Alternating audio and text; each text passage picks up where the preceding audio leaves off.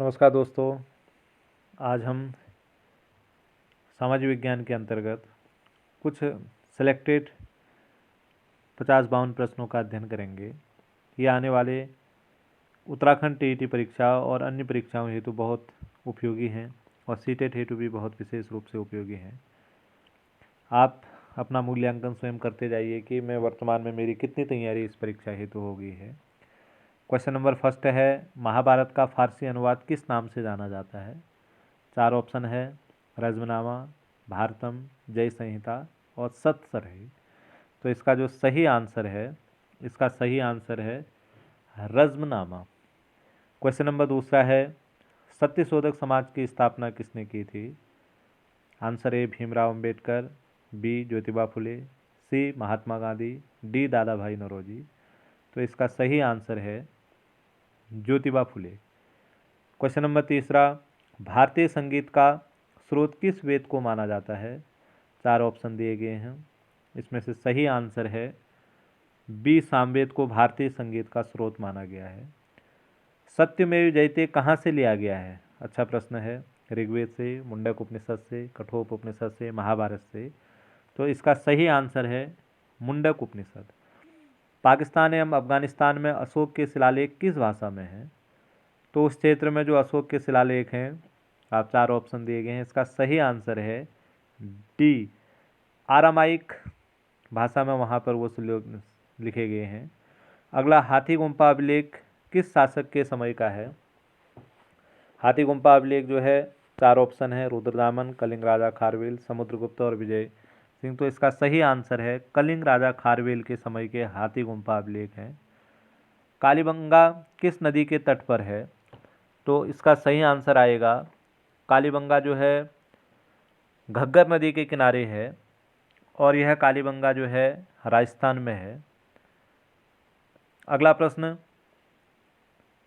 मानव के साथ कुत्ते दफनाए जाने का जो साक्ष्य है, मानव के साथ कुत्ते दफनाए जाने का जो साक्ष्य मिला है वो रोपण में मिला हुआ है।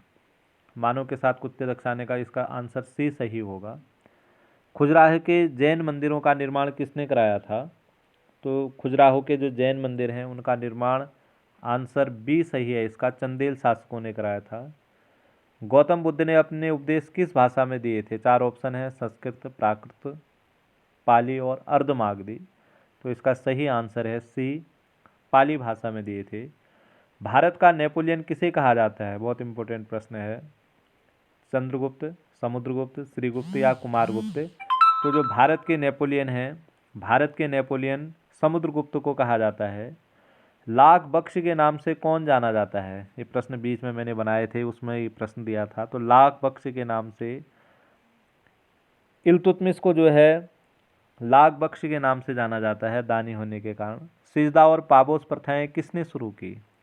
सिर झुकाना और सुल्तान के पैरों को चूमना, ये प्रथाएं आपने ध्यान दिया होगा। तो इसका सही आंसर है ए बलवन ने, इसमें बलवंत है तो बलवन इसका सही आंसर है। अगला क्वेश्चन है, सैनिकों के लिए हुलिया रखने की जो प्रथा प्रारंभ की थी, सैनिकों के लिए हुलिया रखने की प्रथा किसने शुरू की थी? इसका answer A Sikandar Lodi, B Alauddin Khilji, C Balban, चौथा बहलोल लोदी। तो सही आंसर इसका होगा, सही आंसर है अलाउद्दीन खिलजी, बी इसका सही आंसर है। मुगल काल की राजभाषा क्या थी? ए तुर्की, बी फारसी, सी हिंदी, डी संस्कृत। इसका सही आंसर है बी फारसी, सही। फॉरवर्ड ब्लॉक की स्थापना किसने की थी? 4 ऑप्शन है, आप देखिए। इसका सही आंसर है बी सुभाष चंद्र बोस। कर्क रेखा भारत के कितने राज्यों से होकर गुजरती है? कर्क रेखा भारत के 4 ऑप्शन दिए गए हैं, 3, 7, 8 या 9। तो इसका सही आंसर है कर्क रेखा भारत के 8 राज्यों से होकर के गुजरती है। भारत का सबसे दक्षिणतम बिंदु कौन सा है? इंदिरा काल, इंदिरा पॉइंट, कन्याकुमारी या चेन्नई। तो अंडमान निकोबार द्वीप समूह का जो सबसे अंतिम भूभाग है, जिसे इंदिरा पॉइंट के नाम से जाना जाता है, यह भारत का सबसे दक्षिणतम बिंदु है। भरतनाट्यम किस राज्य का लोक नृत्य है? भरतनाट्यम जो है 4 ऑप्शन दिए गए हैं, इसका सही आंसर है बी तमिलनाडु का जो है सही आंसर इसका है। बोमडिला दर्रा किस राज्य में स्थित है? अरुणाचल प्रदेश, असम, लद्दाख, और उत्तराखंड, तो इसका सही आंसर है अरुणाचल प्रदेश। अगला प्रश्न आता है, गंगा किस नदी के किनारे है? गंगा नदी बांग्लादेश में किस नाम से जानी जाती है? गंगा नदी को बांग्लादेश में मेघना, पद्मा, सरस्वती, गंगा, गंगा को नहीं जानते हैं, सरस्वती भी नहीं जानते हैं। मेघना का क्या है कि जो गंगा और ब्रह्मपुत्र की संयुक्त धारा है उसे मेघना कहते हैं, तो इसका सही आंसर होगा बी, पद्मा। स्वेज नहर किन दो सागरों को जोड़कर बनाई गई है? तो इसका आंसर है स्वेज नहर भूमध्य सागर और लाल सागर को जोड़ के बनाई गई है, सी आंसर सही है। लाल ग्रह के नाम से किसे जाना जाता है? कौन सा ग्रह लाल ग्रह के नाम से जाना जाता है? पृथ्वी, शुक्र, मंगल और बृहस्पति। इसका सही आंसर सी है। सड़क मानचित्र, वर्षा मानचित्र एवं वन और उद्योग आदि को दर्शाने वाले मानचित्र क्या कहलाते हैं? थीमेटिक, पॉलिटिकल, फिजिकल मानचित्र या ए और बी दोनों? तो इसका सही आंसर है ए, थीमेटिक मानचित्र कहलाते हैं। उत्तरी अमेरिका एवं दक्षिणी अमेरिका किस सक्रिय है, सक्रिय लिखा हुआ है, सक्रिय जल मार्ग से आपस में जुड़े हुए हैं? तो उत्तरी अमेरिका और दक्षिणी अमेरिका के बीच का जो सकरा जल मार्ग है वो पनामा जल संधि के नाम से आपस में जुड़े हुए हैं। अगला क्वेश्चन आता है इसमें, क्वेश्चन नंबर 26, जो विश्व की सबसे लंबी पर्वत श्रृंखला, हिमालय, एंडीज, रॉकी और यूराल, तो इसका सही आंसर है बी, रॉकी, बी एंडीज। ये एंडीज दक्षिणी अमेरिका में स्थित है। दक्षिण के गंगा के नाम से भारत की कौन सी नदी जानी जाती है? कई बार ये प्रश्न पूछा जाता है। तो दक्षिण भारत की जो सबसे लंबी नदी है, सी आंसर इसका सही है, गोदावरी, वो दक्षिण की गंगा के नाम से जानी जाती है। लूनी नदी किस सागर में गिरती है? बीच में मैं एक विशेष एग्जाम में देख रहा था, ये क्वेश्चन पूछा गया था। तो लूनी नदी जो है अरब सागर में गिरती है। एशिया को यूरोप से अलग करने वाला जो पर्वत है, एशिया को यूरोप से अलग करने वाला पर्वत है, उस पर्वत का नाम है, इसका ए आंसर सही है, यूराल पर्वत। वायुमंडल में जो सबसे अधिक गैस पाई जाती है, वायुमंडल में पाई जाने वाली जो सबसे अधिक गैस है, उस गैस का आंसर होगा B, 78% nitrogen. Kaziranga national park किस राज्य में है? काजीरंगा नेशनल पार्क 4 ऑप्शन दिए गए हैं, तो इसका सही आंसर है ए, काजीरंगा। और मानस जो है यह 2 अभ्यारण्य जो है असम में है। अगला क्वेश्चन, राष्ट्रपति के विरुद्ध महाभियोग की प्रक्रिया, कई बार ये प्रश्न पूछा जाता है। राष्ट्रपति के विरुद्ध महाभियोग की प्रक्रिया, इस महाभियोग में 5 शब्द हैं, 5वें में 1 जोड़ करके, हमेशा आप ध्यान देना, 5 धन 1, ये 6 से शुरू होगा, तो इसका बी सही है, शॉर्ट ट्रिक है ये। 61वां है इसका अनुच्छेद 61।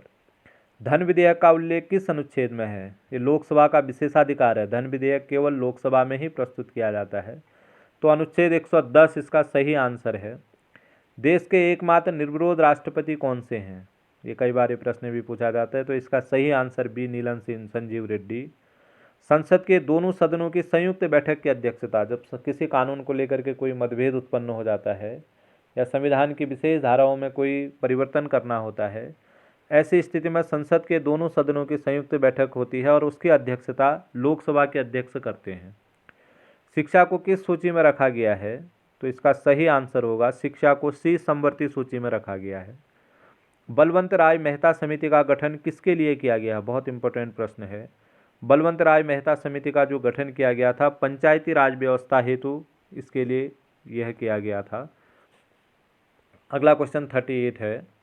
38वें क्वेश्चन में उपराष्ट्रपति के निर्वाचक मंडल में कौन कौन शामिल होते हैं? जो उपराष्ट्रपति का निर्वाचन कर रहे होते हैं, आपको ध्यान होगा, उसमें केवल और केवल संसद के दोनों सदनों लोकसभा और राज्यसभा के निर्वाचित सदस्य शामिल होते हैं। भारत के किस पूर्व राष्ट्रपति ने डाकघर बिल को लंबित रखा था?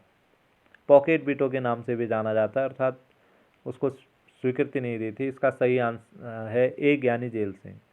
अस्पृश्यता का अंत, जाति के आधार पर होने वाला भेदभाव, इसका समाप्त कर दिया गया है, आंसर डी सही होगा, अनुच्छेद 17। वायुमंडल की परतों का सही क्रम है, बहुत महत्वपूर्ण प्रश्न है। तो वायुमंडल की जो परतों का सही क्रम है वो बी इसका सही आंसर है। क्षोभ मंडल, समताप मंडल, मध्यमंडल, आयन मंडल और बाह्य मंडल। अगला प्रश्न, गांधी जी ने किस अधिवेशन में कहा था कि गांधी मर सकता है परंतु गांधीवाद हमेशा जिंदा रहेगा? ये आंसर इसका आप देखिए, इसका आंसर होगा ए, आंसर इसका सही है। कराची अधिवेशन 1931 में ये गांधी जी ने कहा था। अगला प्रश्न है, poverty and un-British rule in India, बहुत इंपॉर्टेंट प्रश्न है। ये पुस्तक किसने लिखी थी? Poverty and un-British rule in India. तो जो भारत के वयोवृद्ध नेता जिन्हें कहते हैं दादा भाई नौरोजी, जो पहले पारसी अध्यक्ष थे कांग्रेस के, तो उन्होंने यह पुस्तक लिखी थी। स्थायी बंदोबस्त व्यवस्था किसने शुरू की थी?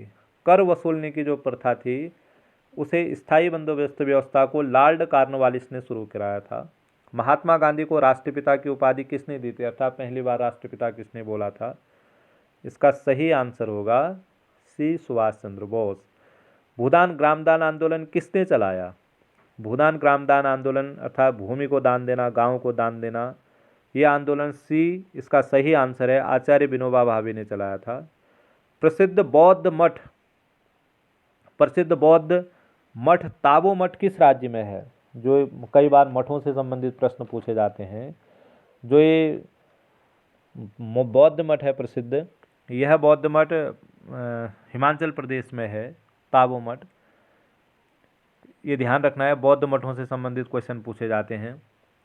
अगला प्रश्न आता है, किस मुगल शासक को जिंदा पीर कहा जाता है? इसका ध्यान दीजिए, आप बीच में मैंने क्वेश्चन बनाए थे, औरंगजेब, अकबर, हुमायूं या दारा शिकोह। तो इसका सही आंसर है औरंगजेब को जिंदा पीर कहा जाता है। प्रसिद्ध सूर्य मंदिर किस राज्य में स्थित है? सूर्य मंदिर भारत के उड़ीसा राज्य में स्थित है, कोणार्क में। तैमूर लंग ने भारत पर कब आक्रमण किया? इस पर भी क्वेश्चन बनाया था, आपको ध्यान होगा, देखिए 1392, 1398, 1346, 1415। तो इसका आंसर बी सही है, 1398 में तैमूर लंग ने भारत पर आक्रमण किया था। वेदों की ओर लौटो, यह किसने कहा? दयानंद सरस्वती, पंडित राजा राम मोहन राय, स्वामी विवेकानंद, एकनाथ राणा दे।